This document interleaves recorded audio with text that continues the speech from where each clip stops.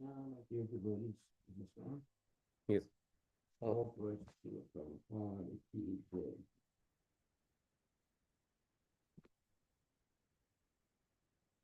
Hare Krishna, Hare Krishna, Krishna Krishna, Hare Hare, Hare Rama, Hare Rama, Rama Rama.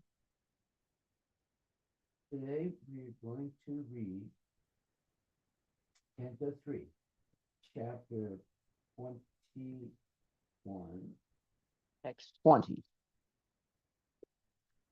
And this verse says, My dear Lord, although it is not your desire, you manifest this creation of gross and subtle elements just for our sensual satisfaction.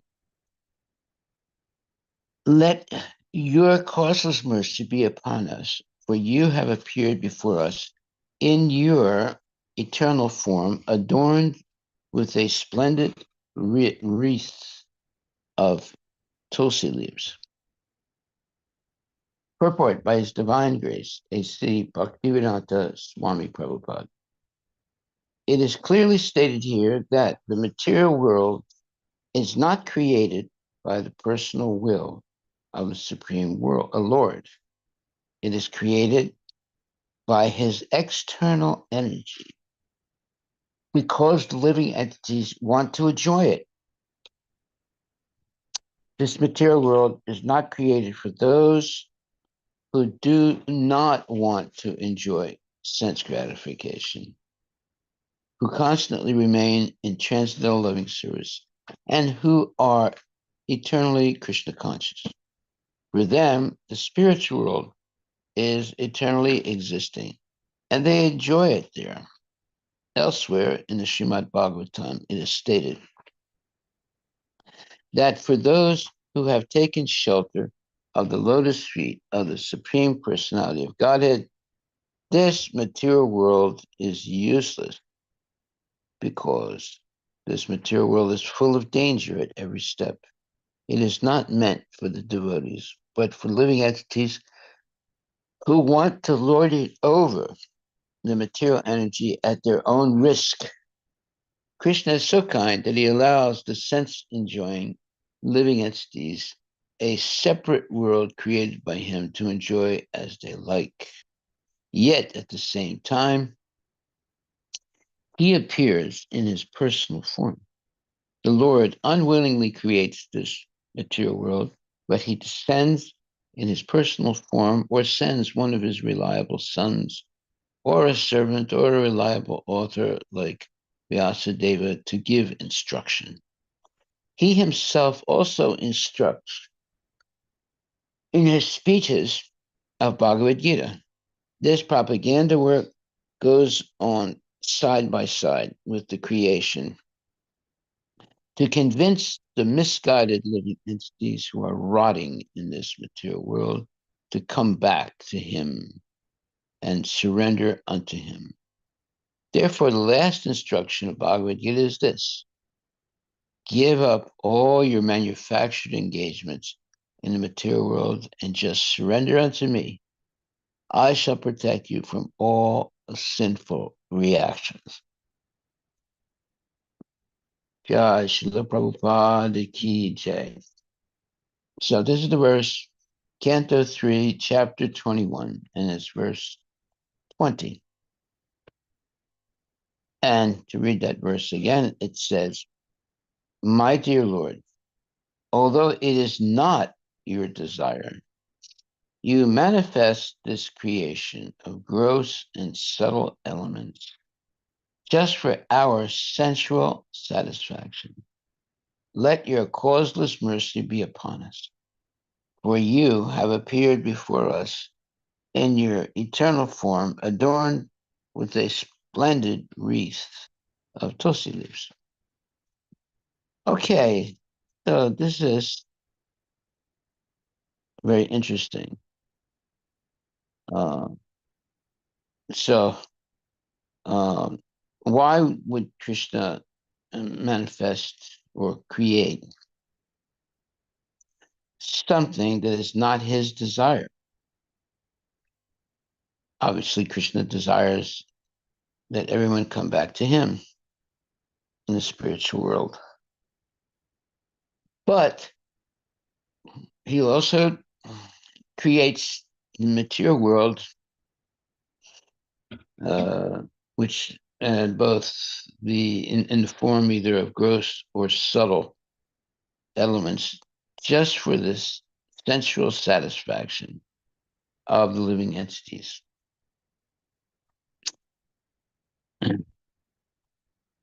Okay, so Prabhupada writes, it is clearly stated here that the material world is not created by the personal will of the Supreme Lord. It is created by his external energy because the living entities want to enjoy it. This material world is not created for those who do not want to enjoy sense gratification, who constantly remain in transcendental loving service, and who are eternally Krishna conscious.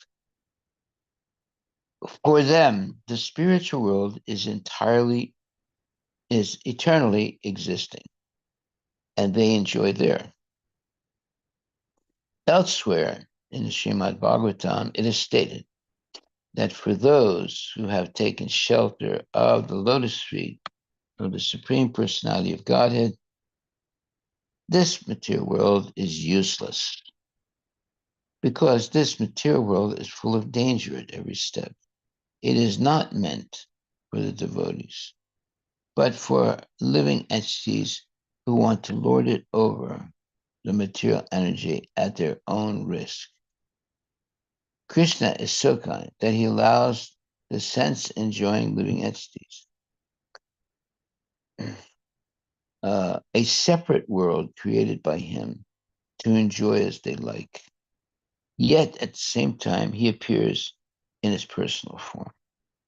The Lord unwillingly creates this material world, but he descends in his personal form or sends one of his reliable sons or a servant or a reliable author like Vyasadeva to give instruction. He himself also instructs in the speeches of Bhagavad Gita. This propaganda work goes on side by side with the creation to convince the misguided living entities who are rotting in this material world to come back to him and surrender unto him. Therefore, the last instruction of Bhagavad Gita is this: give up all your manufactured engagements in the material world and just surrender unto me, and I shall protect you from all sinful reactions. Okay, so this is a very interesting verse. Uh, it uh, it clearly says it's not Krishna's desire to create the material world, but he does this. He creates, in other words, the gross and subtle elements just for the sensual satisfaction of the jivas who are in illusion.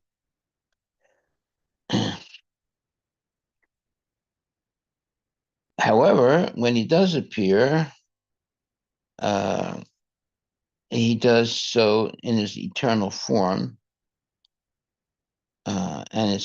his body is adorned with a splendid wreath of tulsi leaves. Wreath means like it's something that goes around your neck or hangs uh, um, uh, down from your neck. Okay, so Krishna does not create the material world for his sense gratification,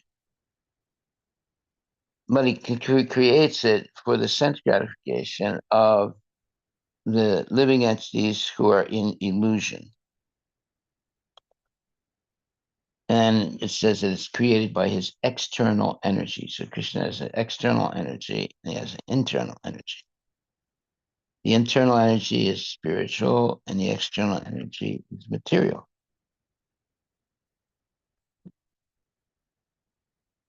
And why does he do it? Because there are living entities like us who are in illusion and want uh, to enjoy sense gratification in the material world. And Krishna and Prabhupada writes, this material world is not created for those who do not want to enjoy sense gratification, who constantly remain in transcendental loving service, and who are eternally Krishna conscious. Well, that's a very profound statement. And it shows that several important things are said. One is that it says the material world is not created for those who do not want to enjoy sense gratification, who constantly remain in, this material world is not created for those who do not want to enjoy sense gratification,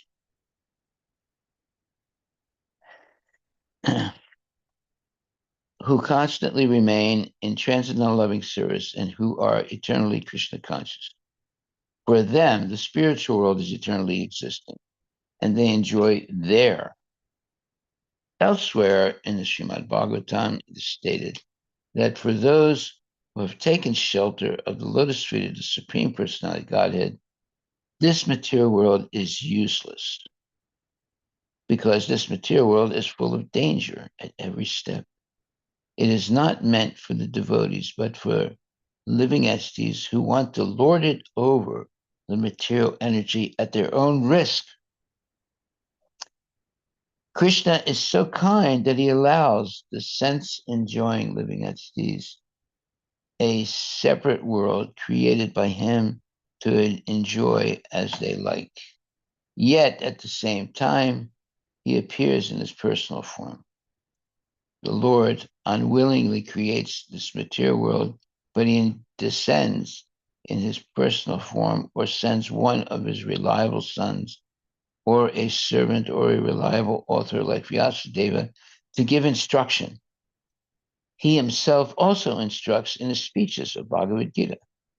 This propaganda work goes on side by side with the creation to convince the misguided living entities who are rotting in this material world to come back to him and surrender unto him.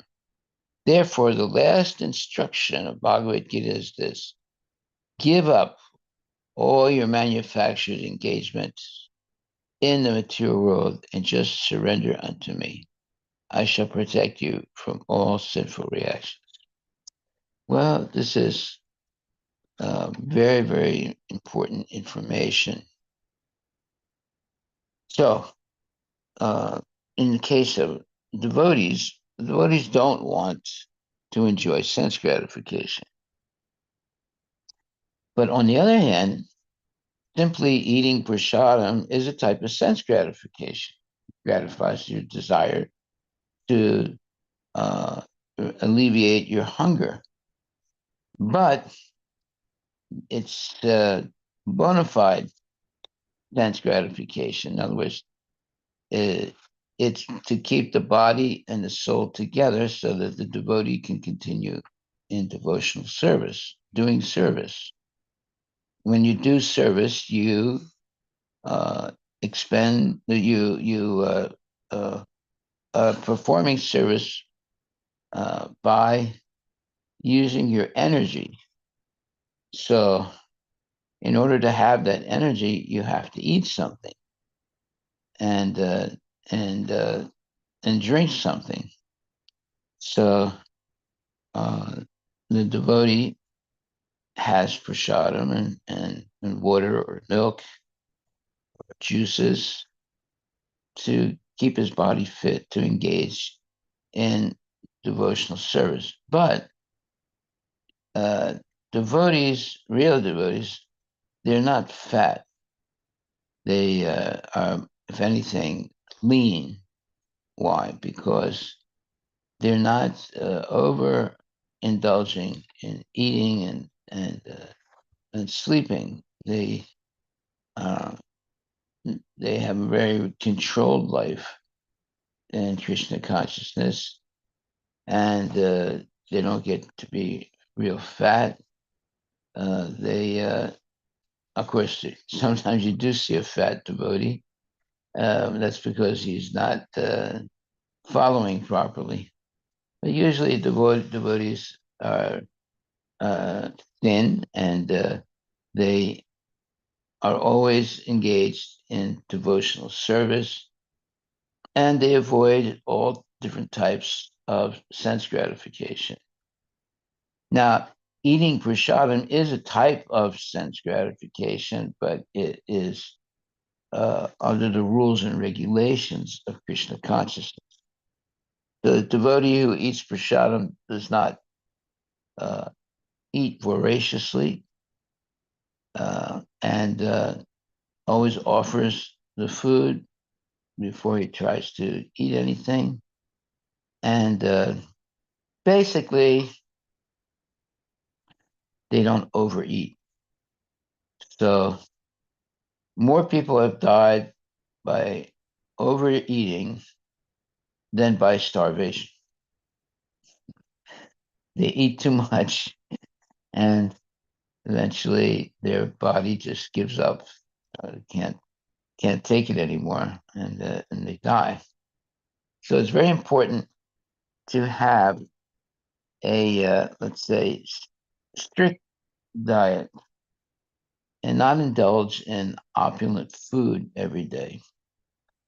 Maybe for you know special days when there's a little extra uh, prasadam that's a little bit opulent. But regularly, the devotee eats very simple food, uh, dal and rice, like that, yogurt and milk and water. So they're not eating, lemon meringue pie, things like that every day. In fact, they might never eat lemon meringue pie. So they're very, very careful about what they eat. Because in this body, we have 9 holes, 2 eyes, 2 ears, 2 nostrils. Okay, that's two, 4, 6. A mouth, 7. An anus, 8. A genital, 9. We have 9 holes in the body. And we are what we let into those 9 holes. Just like there's a saying in English that you are what you eat, right? But that eat is just 1 hole, right? It's through the mouth. But there's 8 more holes in the body. So whatever we let in those 9 holes determines who we are. So if we only let in uh, um, what we call prasadam, then we don't have anything to worry about. But we should not overindulge in prasadam. Then it becomes sense gratification, right? And we should just eat enough to keep the body and the soul together so that we can engage in devotional service. Anyone who overeats will always have physical problems, even mental problems. Just like in the beginning, when someone joins Krishna consciousness and starts to taste nice prasadam, they overeat. And Prabhupada said that's okay. Let them eat as much as they can because it's prasadam.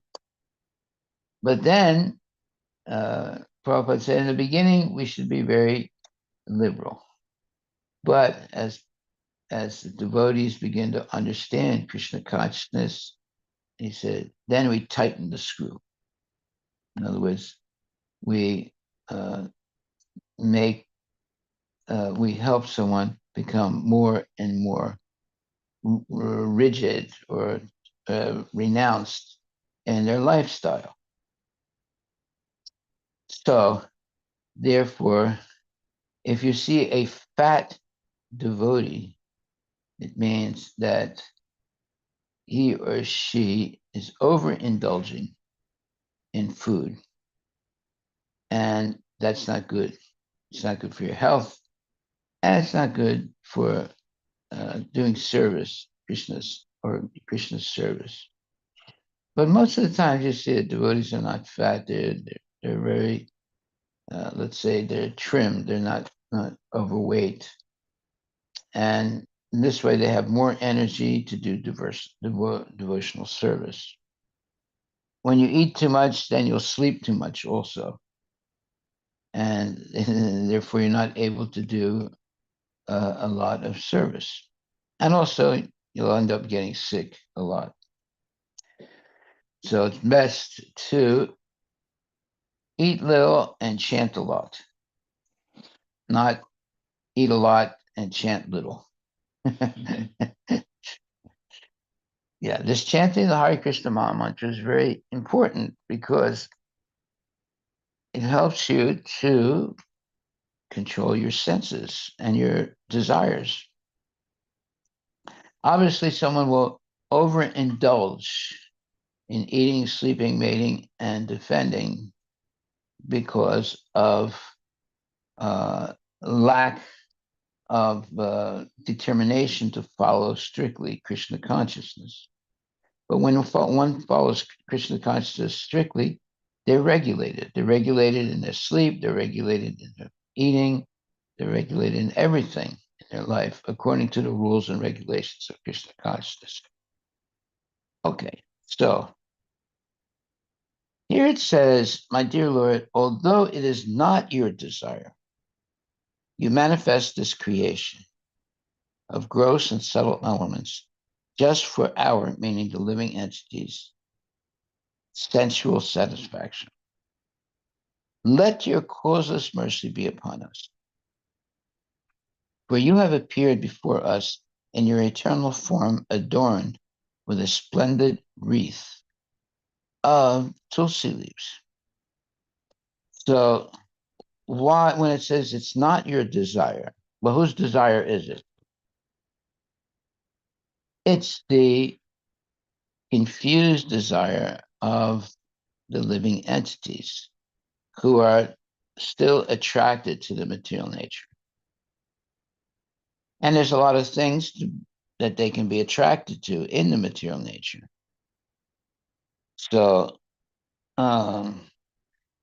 but when we're attracted to the beautiful form of Krishna and who is wearing a wreath of tulsi leaves, then we lose the attraction to the material world. And here it says, it is clearly stated here that the material world is not created by the personal will of the Supreme Lord. It is created by his external energy because the living entities want to enjoy it. The material world is not created for those who do not want to enjoy sense gratification, who constantly remain in transcendental loving service and who are eternally Krishna conscious. For them, the spiritual world is eternally, for them, the spiritual world is eternally existing and they enjoy there. So there's people who try to enjoy in the material world, and there's people who are trying to enjoy in the spiritual world. But there's a world of difference between the two. What is that difference? Well, in the material world, people are trying to enjoy separate from Krishna.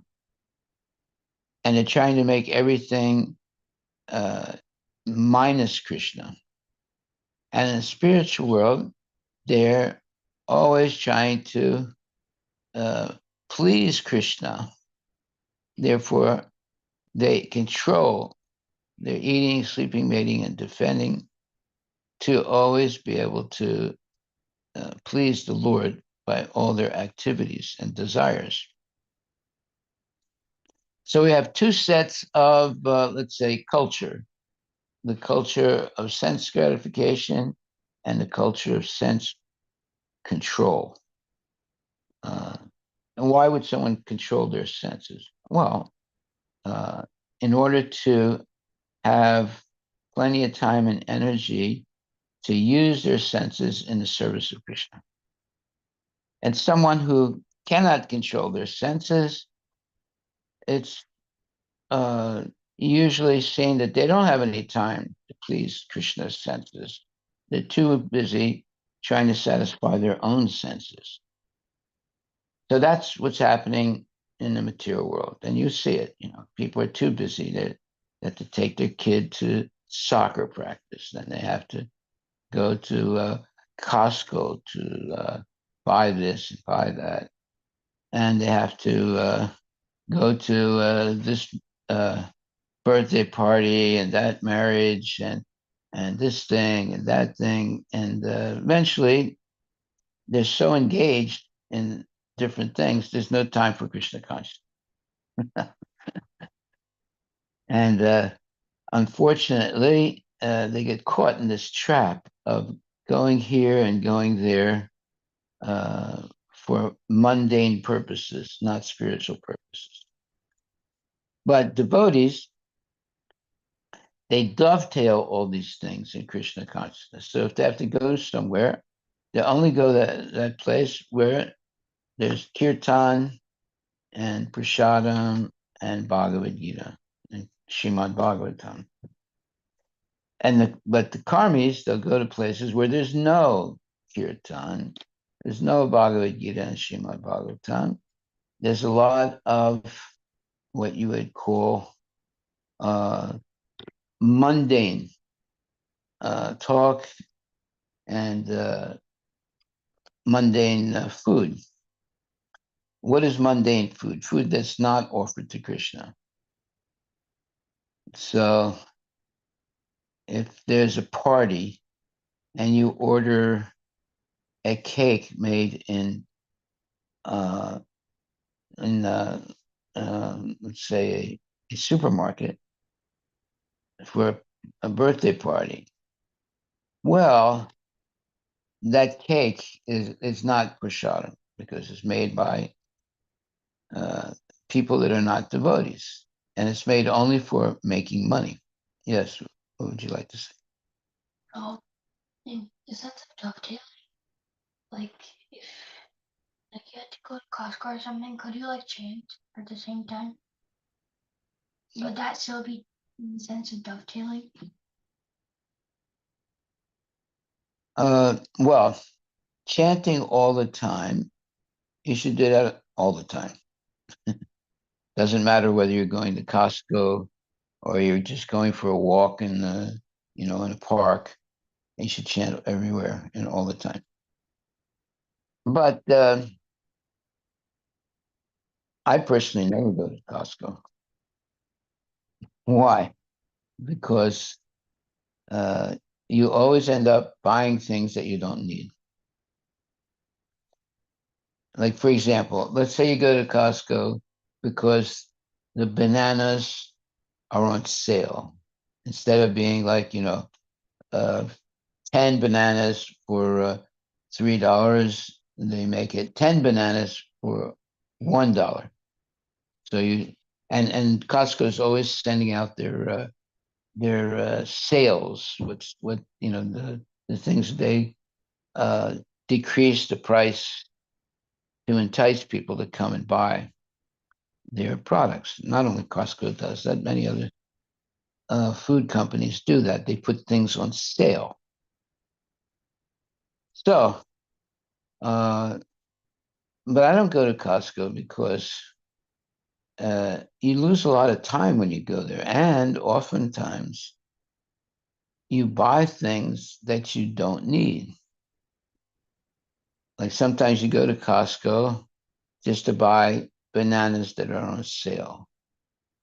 But to get to the bananas, you have to walk through most of the store in Costco. And by the time you get to the bananas, you already bought a television set. You already bought, a whole bunch of other things that are on sale, right? You say, "Oh, this is so cheap, I have to buy it." But actually, Costco is not really cheap. Uh, you just have the impression that it's cheap,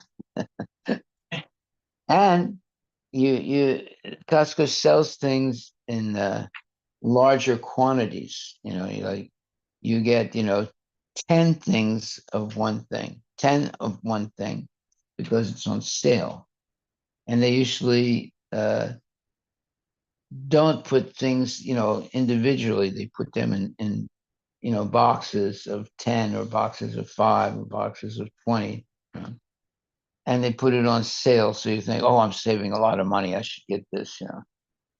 And then the worst thing, uh, they have these big, big boxes of junk cereal, right? And one box of these big boxes of junk cereal is enough for a whole year. So, and by the way, it's junk cereal. So a lot of people buy that junk cereal. Why? Because they don't want to spend time, cooking oatmeal or, healthy things. So they just give the junk cereal, and you just have to add water to it or add milk, and you don't have to cook it or anything. And uh, and then that's breakfast for the kid. Right? Uh, and they'll buy like a 1 year's. They have these boxes. They're big enough for 1 year's amount of cereal, and it's cheap. It's I don't know. I have never bought it, but it's you know they think, well, my kid likes to eat this junk cereal, and it's cheap, and the kid is happy, so I'll buy it. And they don't have to cook anything. It's cold cereal, right? You just put it into a bowl and add some milk to it, and there you are. It's breakfast.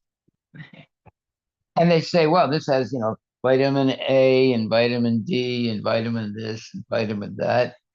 And people think, oh, well, this is a very healthy cereal. Actually, it's junk. It's not good at all.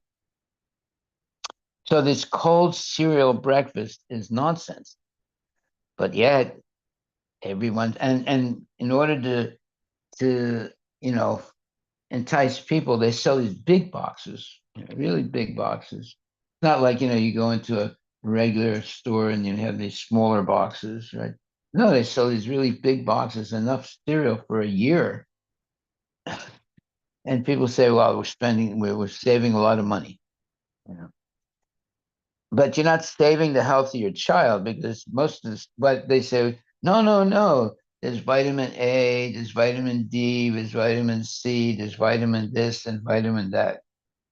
Well, if you ever smell without the opening, you have the box, and then inside the box you have this, you have the food, but it's still covered in something else, like a plastic thing, right? So if before you actually open the cereal, you open the box, and if you smell it, it smells like a pharmacy. If it smells like a pharmacy means like uh, uh, a medicine place, right? Why? Because they don't put what you would call uh, what you would call what is the name of it? Uh, so Preservative? they don't what? You're saying preservative? Yeah, they don't put preservatives in the food, they put it in the box, in the wrapper or whatever. So without opening, well, you open a box, but then if you smell it, it smells like a pharmacy. And they try and mask it by putting, a lot of I don't know, cinnamon or something else, try and mask the smell of the pharmacy smell because they put different chemicals in their food. And if they don't put the chemical in the food, they put the chemical in the box, in the box that's holding the food. And in this way, you get tricked. So, uh, because why? Uh, they want to make money. And how do you make money? Well, you make something that only costs 10 cents and sell it for $10. That's the way you make money. So all these cold cereals are like that. They're very cheap to make, but they say it has this vitamin, that vitamin, all these different vitamins in it. So people say, oh, I should get this because this is cheaper to buy the cereal with all the vitamins than to buy the vitamins. Now, why do people buy vitamins in the first place? Well, it's because they have been taught that the earth, the that things are grown in, is depleted of, let's say, vitamins, naturally existing vitamins. So therefore, how did the whole vitamin uh, economy start? It started on the premise that the food that people were eating was looked good, but it was vitamin deficient. Why? Because they say that the soil became depleted of all the good vitamins, and so uh, they had to put artificial vitamins to compensate that. Now let's make sure what I'm saying is correct. Uh, why now? Obviously, the advertisement of a lot of these things, especially cereals and things like that, is that they're vitamin rich. They say there's vitamin A, vitamin B, B1, B2, B4, B6. Be stupid. and and the more vitamins you think, oh well, it's better. Uh, Now, how did the vitamin industry start? It started because people said that the topsoil in the United States became uh, what you would call depleted of vitamins because of uh, not the, in other words, when the people came when the early times uh, before there was mass big population in the United States, and there was uh, not so many people and so forth. That whatever you would eat, like the wheat and the uh, barley and all those things, they were naturally vitamin rich because the soil was rich. But then, as time went on, the topsoil in the United States became depleted because they were just taking the production of food of cereals and um, different things like that, but not putting anything back into the earth. So then they came to the conclusion that now the food is depleted. So therefore we can make up for that by artificially putting the vitamins, right, in whatever was growing. That's how the whole vitamin production started. Yes. So this is one cereal advertisement. It says when your Kellogg's, it's pretty easy to put good nutrient into cereal. When what? If you're When talking about Kellogg's food or whatever they call it, what does it say? I think it's Kellogg's, like some Yeah, person Kellogg's is a famous brand. good nutrient into cereal. Pretty easy to put good nutrient into cereal. So they say. I just checked here. What does that mean exactly? They're just saying, eat with your Kellogg's and then you'll automatically get all the nutrients. Yeah, but what are those nutrients and how were they made?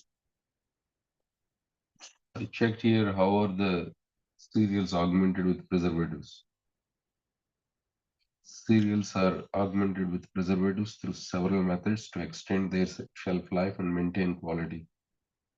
Number one, addition of chemical preservatives. Preservatives like BHT, butylated hydroxyethylene. Oh, by the way, if you can't pronounce it, don't eat it. That's the rule. If you can't pronounce it, don't eat it because go ahead. Yeah, there's BHT, BHA, TBHQ, tertiary butylohydroquinone, are added to cereals to prevent oxidation and rancidity of fats. Then number two, packaging with modified atmosphere.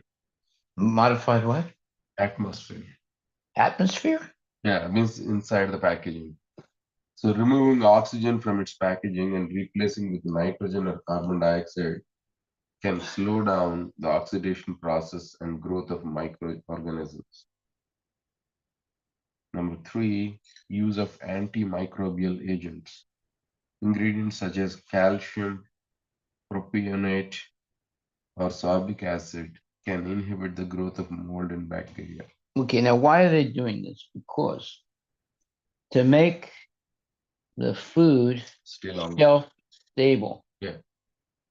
Because if they just put it in naturally, not adding anything, the food could go bad and they would lose money. So therefore, they put these chemicals in it. Either they put it in the food or they put it into the packaging. Yes. That way, they don't have to say that they put it into the food. They put it in the packaging, the chemicals. So it's to make it shelf stable because you see a box of cereal, and it could be it could be like you can look at the date, when it was made. They have to put that date, right? It could be like 6 months ago it was made, or 1 year ago. Now, if you open it up and it's all there's mold and everything, you wouldn't eat it, right? So to stop that, they put these chemicals, and oftentimes they don't put the chemicals directly in the food. They put the chemicals in the on the packaging. That way, they don't have to say that the chemicals in the food, right? So all these tricks they're doing nowadays, and then they add things. They say, there's vitamin rich, vitamin A, vitamin B, vitamin C, and like that. Now, why do they do that? That is to, it's just basically hype. It's just to make you convinced that you're getting all your vitamins just by eating the cereal. So the whole thing is nonsense, but people like to be tricked, and they look for these things. And if they just say, oh, it's just cereal, and people, but then they see another box that said, but it has enriched with this vitamin, that vitamin, that vitamin, that vitamin, that vitamin. Then people say, well, let me buy the one with all the vitamins in it. Yeah. Is this nutrient facts that you see on the cereal boxes? Yeah. Like below the calorie section, I'm looking at one. It is vitamin D 10%, calorie, calcium 0%, Calcium. calcium 0%, iron 25%, potassium 0%, thiamine 20%, Riboflavin, yeah. 20%. niacin 20%, vitamin B 20%,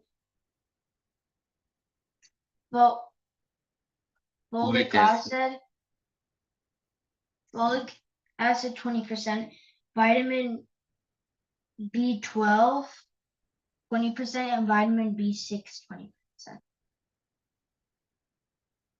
Yeah. So you're One, yeah, you're basically eating only vitamins. Okay, now let me tell you a true story now.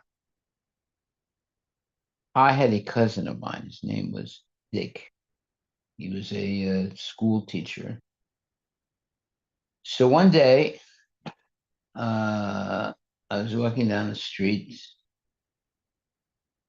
and Dick was there. And he said, "Harry, how are you?" Oh, I said, "Oh, cousin Dick, I'm okay. How are you?" He said, "Are you taking your vitamins?" I said, "What?" He said, "Are you taking your vitamins?" I said, "No."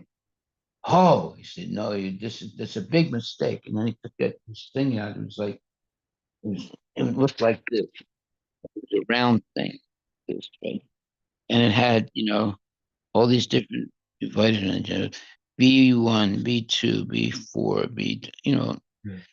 and he said, "Well, you got to take your vitamins." Then for like 10 minutes, he gave me a quick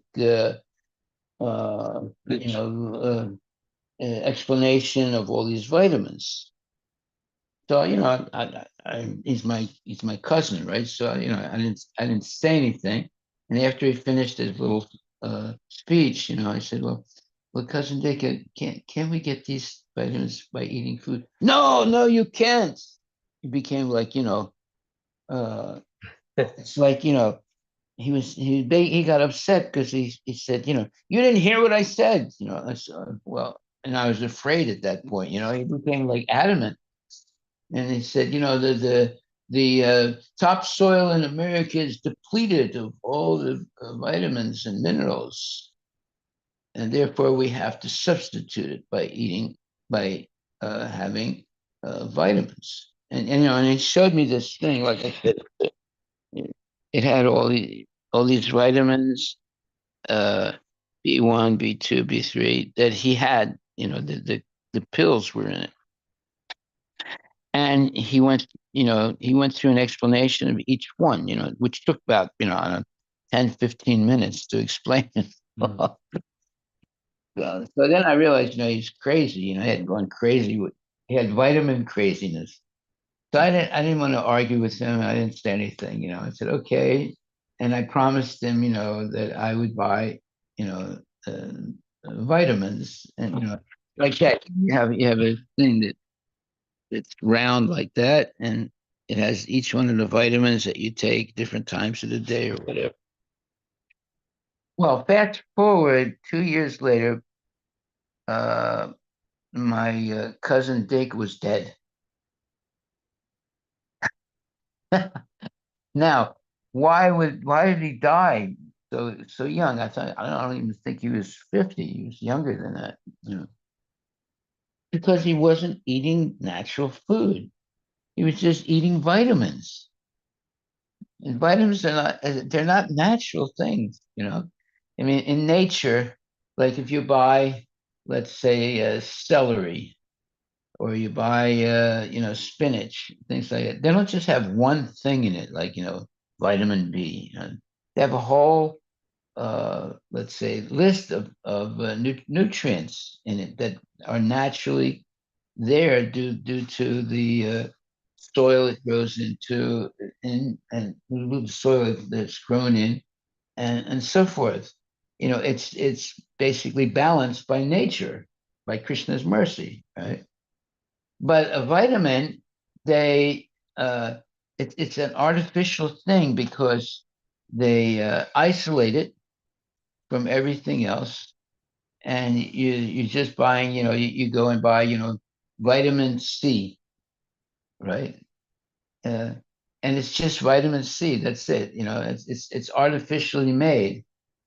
But in nature, like let's say you get an apple, it's not just one thing. There are many things in the apple that it's not just vitamin A. There's vitamin A. There's vitamin B. There's B1, B2, B12, etc., and vitamin C and so forth, naturally appearing or naturally existing in that apple.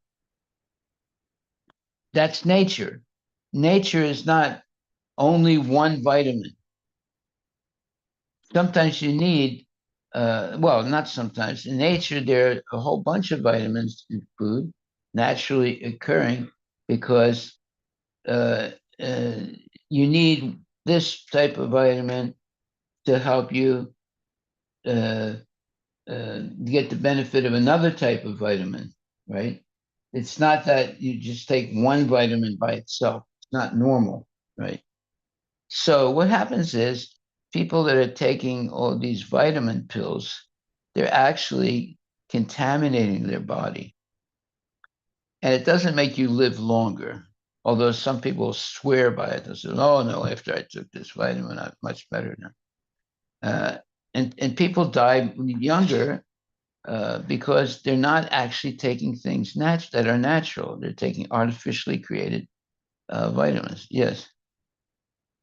So I asked Google what are the bad ingredients they put in vitamins. Some of them are toxic metals and PCBs. Fish oil supplements can sometimes contain harmful metals like lead and mercury, as well as PCBs, which are toxic man-made compounds. Titanium dioxide. Used as a pigment in vitamins, research suggests that titanium dioxide may be a carcinogen and could affect carcinogenic carcinogenic and could affect the immune system and cause inflammation. Hyd- hydrogen- hydrogenated hydrogenated oil contains high levels of trans fat, which can increase the risk of heart disease and other heart. Okay, now let's talk about hydrogenated oils. Why do they hydrogenate? In other words, they're adding hydrogen uh, molecules to the oil. Well, because like I used to, I used to grow, let's say, natural plants that when you or seeds that when you take them and squeeze them, you get this oil, right? The oil plants, and if you don't do anything to the oil, you just keep it. After 6 months, it goes rancid. It's just normal, right? So to stop the oil from going rancid, because this was happening years before, they would make a lot of oil in India, put it in a big ship, and by the time it got to the United States, the whole thing, 25,000 gallons of oil was rancid. Rancid means you can't use it anymore. It has a different smell and everything. It's not good. So they learned how to chemically change the oil, and they did what's called, they hydrogenated it. They added some hydrogen molecules to the oil. Now it became self-stable. And whereas normal oils that you don't do anything to, they go bad after 6 months. Hydrogenated oils will last for 60 years, not 6 months. They become shelf stable. Well, you don't make money by selling something natural that'll go bad in 6 months or 6 weeks, right? You make money that the product doesn't go bad for 10 years, because it might stay on the shelf for 10 years before it's sold, right? So, uh, and they did that by adding something like hydrogen molecules to the food. Now, that's not natural. And when you eat things like that, the you hydrogenate the food. When you eat it, your body doesn't recognize what you ate. Yeah, Therefore, it's a high level of trans fat. okay, but your body cannot digest it because it's something that's not. It's a strange molecule. Let's put it like that, or it's Franken food. What's Franken food? It's a Franken. Uh, anyway, in history, there was this. What was his name? Uh, Frankenstein. Frankenstein was a human being that was artificially made, and there's something called Franken food, artificially made food.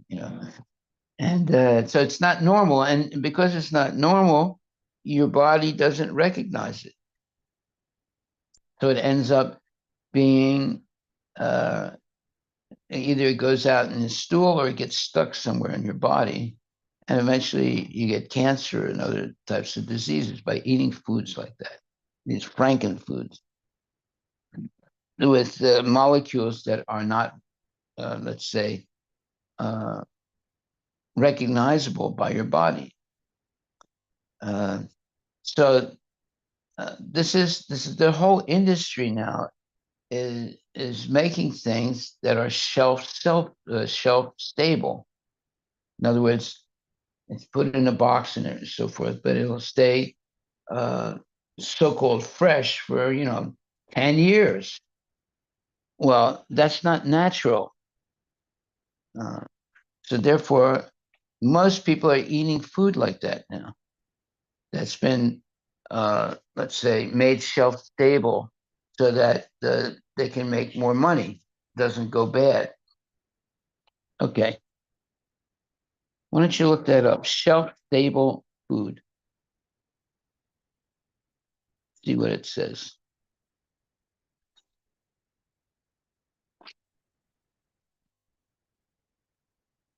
Shelf stable food. Shelf-stable food is food of a type that can be safely stored at room temperature in a sealed container. Okay. Non-perishable foods that can be safely stored at room temperature for an extended period of time without refrigeration or cooking. They are also known as ambient foods. Okay. Does it say it's good? No, it doesn't mention anything. In order to be shelf-stable, perishable food must be treated by heat and dried to destroy foodborne microorganisms that can cause illness or spoil food. That's all? Yeah. Nothing else?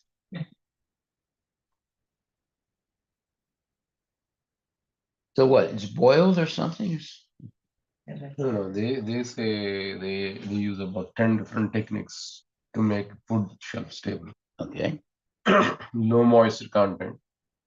So foods with low water activity such as dried fruits, grains, powdered foods, they want to minimize the part of that is like they dry it.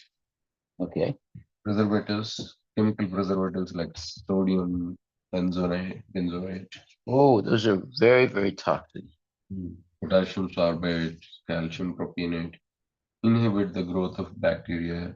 So they add that. Okay, look up how much of sodium benzoate and of those three things that they just mentioned.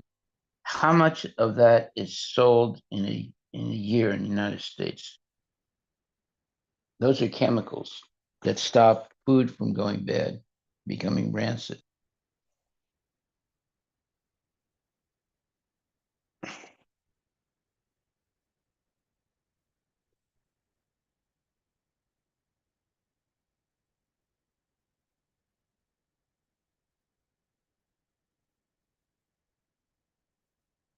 Sodium benzoate, and it's a whole bunch of those preservatives that are put into food. Like, for example, if you buy amla, what do you call it? Amla is very healthy, right? It's a lot of vitamin C. So in India, they have these big bottles of amla. What do you call it? There's amla juice. Pickle or yeah. Yeah, amla juice, right? Mhm. But there's also sodium benzoate in it. Now, amla by itself is very healthy, but sodium benzoate is a preservative, right? you can you can buy a bottle of amla, let's say in Mayuri, that's 10 years old, right?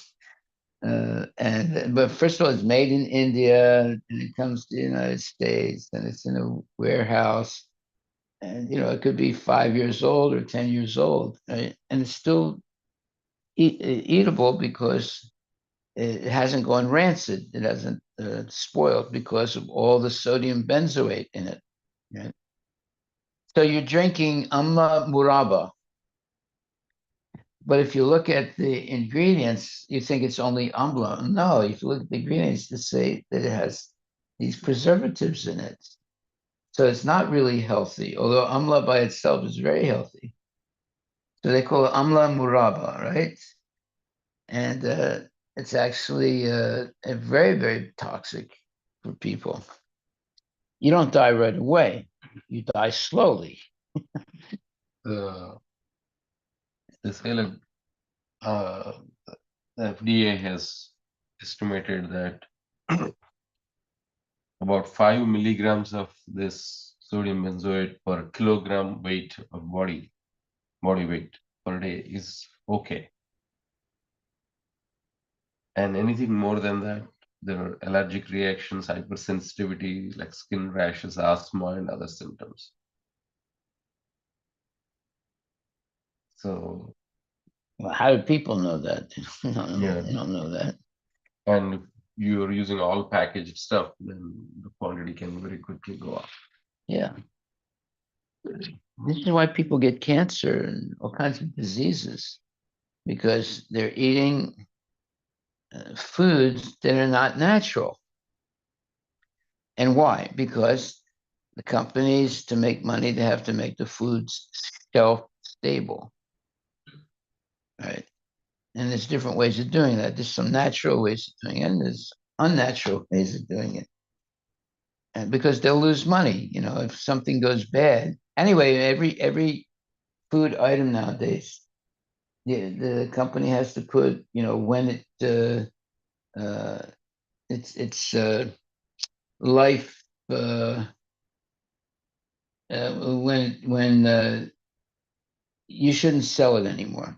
All right, there's a date on it. it's only good for 1 year or 2 years to put the date when it becomes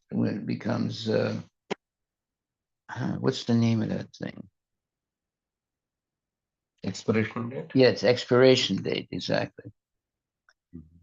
So then they send it to Africa or somewhere else so that people can eat it there because the date went away. So the whole food industry is completely corrupted nowadays, Mm. and that's why people get cancer and other sicknesses like that because you're eating unnatural things. And it's the same thing, you go in the supermarket, all the food, all the apples and all the pears and everything, they look beautiful, right? Well, because they're putting chemicals to make them shelf stable. And we're eating those. And if you see an apple and there's a little spot on it, people don't buy it. They only buy the apple that looks perfect. Yeah. But if you look at apples growing on trees, every apple is not perfect. Yeah. That doesn't mean it's bad. You can still eat that apple. You just cut off the part that looks a little brown or something and eat the apple. But it can't be like that in the store. So they can only have perfect looking apples. And to do that, they have to put chemicals. There's no way out. Otherwise, they wouldn't be able to sell it. If you go in a store, would you buy an apple that has a couple spots on it? No, you'd only buy the apple that has no spots on it. And sometimes they put wax also, and it's invisible, but it's coated in wax so that it's more shelf stable. Yeah, it's very dangerous. We're living in a dangerous world. And then look this up. How much cancer was there in uh, the 1900s? Let's say in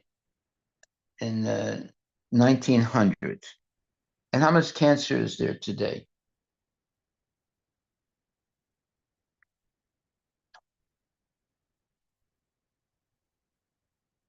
I mean, some of the big ticket causes of death are heart disease and cancer.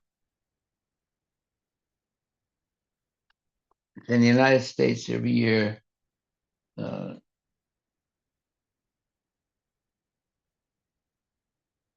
I don't know, 600,000 people or plus die of heart failure.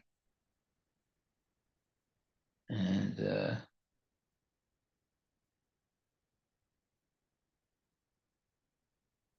whereas before it wasn't like that. Not so many people died of heart failure or heart attacks and things like that.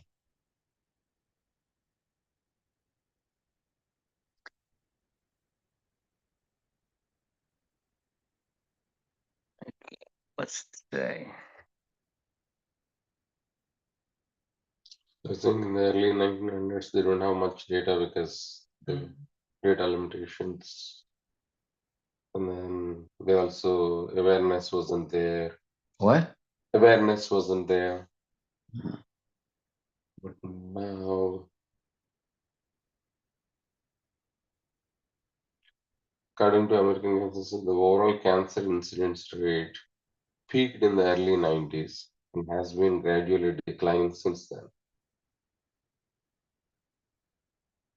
So apparently it was really high in the 90s, but then now it's declining. There's